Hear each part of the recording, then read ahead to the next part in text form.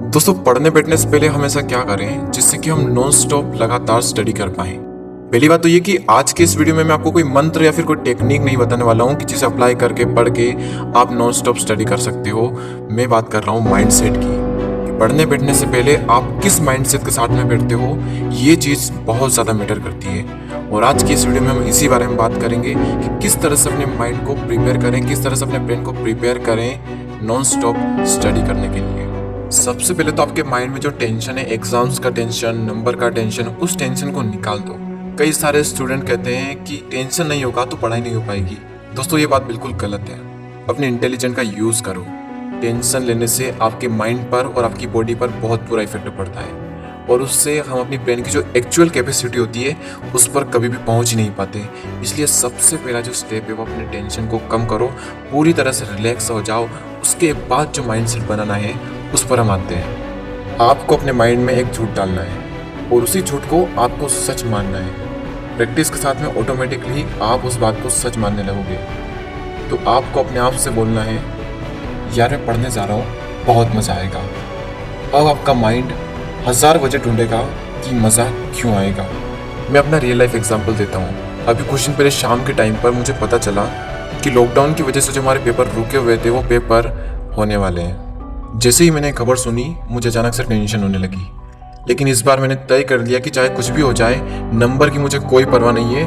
मैं टेंशन बिल्कुल भी नहीं लूँगा, मज़े से पढ़ूंगा, क्योंकि फल डिपेंड करता है हमारे कर्म पर और मैं सिर्फ और सिर्फ अपना पूरा फोकस कर्म पर लगाऊंगा। और जैसे ही मैंने अपने आप से ये चीज़ बोली, मैं एकदम से पूरी तरह रिलैक्स हो गया। अब मैंने अपने माइंड में एक चीज़ डाल ली थी कि अब मैं बिना किसी टेंशन के मज़े से पढ़ूंगा। अच्छा, एक बात मैं आपसे पूछता हूँ कि पढ़ना एक बोरिंग चीज़ क्यों है? क्योंकि सच में एक बोरिंग चीज़ है। सारा केमिकल लोचा हमारे माइंड में ही है। एक ही चीज़ किसी के लिए अच्छी होती है और किसी के लिए बुरी। वो ना तो अच्छी होती है और ना ही बुरी होती है। और हमारे माइंड में उसकी जो डेफिनेशन सेट है उसके हिसाब से हम उसे अच्छी या फिर बुरी का दर्जा देते हैं। जैसे ही मुझे ये बात पता चली, मैं डायरेक्ट स्टडी करने नहीं निकल पड़ा। इस बार मैंने तय कर लिया था कि जब तक मेरा पूरा माइंड सेट नहीं होगा तब तक मैं स्टडी नहीं करूँगा।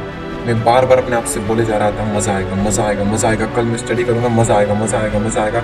और जैसे जैसे मैं अपने आप से बोल रहा था, मेरी एक्साइटमेंट लेवल बढ़ती जा रही थी, क्योंकि मैंने इस बार इस झूठ को सच मान लिया था कि पढ़ाई एक बहुत ही इंटरेस्टिंग चीज़ है और कल जब मैं पढ़ूंगा तो मुझे बहुत ही ज़्यादा मज़ा आएगा। आपने वो डायलॉग तो सुना ही होगा, दाग लगने से अगर कुछ अच्छा होता है तो दाग अच्छे हैं। उसी तरह से किसी झूठ को सच मानने से अगर कुछ अच्छा होता है तो वो झूठ भी अच्छा है। अब मेरे माइंड ने कई सारे रीजंस ढूंढ लिए कि मज़ा क्यों आएगा। रीज़न नंबर 1, सिर्फ 25 दिन तो स्टडी करनी है और उसके बाद तो मज़ा आ जाएगा। इस पूरे लॉकडाउन में माइंड में टेंशन थी कि बचे हुए जो पेपर्स है वो कब होंगे या नहीं होंगे, उनके लिए स्टडी करें या नहीं करें। लेकिन अब वो टेंशन खत्म होने वाली है 25 दिन के अंदर अंदर। तो सिर्फ 25 दिन ही तो मेहनत करनी है, उसके बाद तो पूरी तरह से फ्री। रीज़न नंबर 2, मैं स्टडी करने के लिए नई नई टेक्निक्स यूज़ करने वाला था। मैंने यूट्यूब पर कई सारी टेक्निक्स देखी तो मैंने सोचा क्यों ना मैं भी इन्हें अप्लाई करूं और देखता हूं इनसे क्या होता है। तो मैंने भी वो अप्लाई करी और उनसे काफ़ी अच्छे रिजल्ट्स मुझे मिले और उनको यूज़ करने के लिए मैं बहुत ज़्यादा एक्साइटेड था। और मैं तो क्या, दुनिया के हर इंसान का नेचर ही कुछ ऐसा है कि जब भी कोई इंसान कुछ नया करता है तो वो बहुत ज़्यादा एक्साइटेड होता है, उसे बहुत मज़ा आता है। तो ये था रीज़न नंबर 2। और रीज़न नंबर 3, मैं पहले ही ये बात अपने आप से बोल चुका था कि मुझे इस बार बेहतर करना है। तो मैं ये देखने के लिए एक्साइटेड था कि मैं क्या बेहतर करने वाला हूँ। मैं बहुत ज़्यादा एक्साइटेड था क्योंकि पहले ही मेरे माइंड में ये बात डाल चुका था कि बहुत मज़ा आएगा, मज़ा आएगा, मज़ा आएगा। मेरे माइंड ने ढेरों रीजन ढूंढ लिए कि मज़ा क्यों आएगा। और जब अगले दिन मैं पढ़ने बैठा तो मुझे बहुत मज़ा आया। सच कह रहा हूँ दोस्तों, इतना मज़ा शायद ही मुझे कभी पढ़ने में पहले आया होगा। और जब मेरे साथ ये हुआ तो मैंने सोचा क्यों ना इस चीज़ को मेरी यूट्यूब फैमिली के साथ शेयर किया जाए। इन शॉर्ट, अगर एक लाइन में इस वीडियो को समअप करूँ तो पढ़ने बैठने से पहले हमें एक माइंड सेट बनाना है। हमारे माइंड में ये बात कतई नहीं होनी चाहिए कि दर्द होगा, पेन होगा, पढ़ाई में मज़ा नहीं है, बोरिंग चीज़ें। हमारे माइंड में ये झूठ डालना है कि बहुत मज़ा आने वाला है, मज़ा आने वाला है, मज़ा आने वाला है। अगर आपको मज़ा नहीं भी आ रहा होगा तो वो मज़ा आपको आने लगेगा धीरे धीरे। और दोस्तों, आखिर कब तक किसी भी काम को ज़बरदस्ती करते रहोगे? क्योंकि जिस काम को करने में आपको मज़ा आ रहा है उस काम में आपका कोई मुकाबला नहीं कर सकता, क्योंकि आप उस काम में कभी थकोगे ही नहीं जिस काम में आपको मज़ा आ रहा है।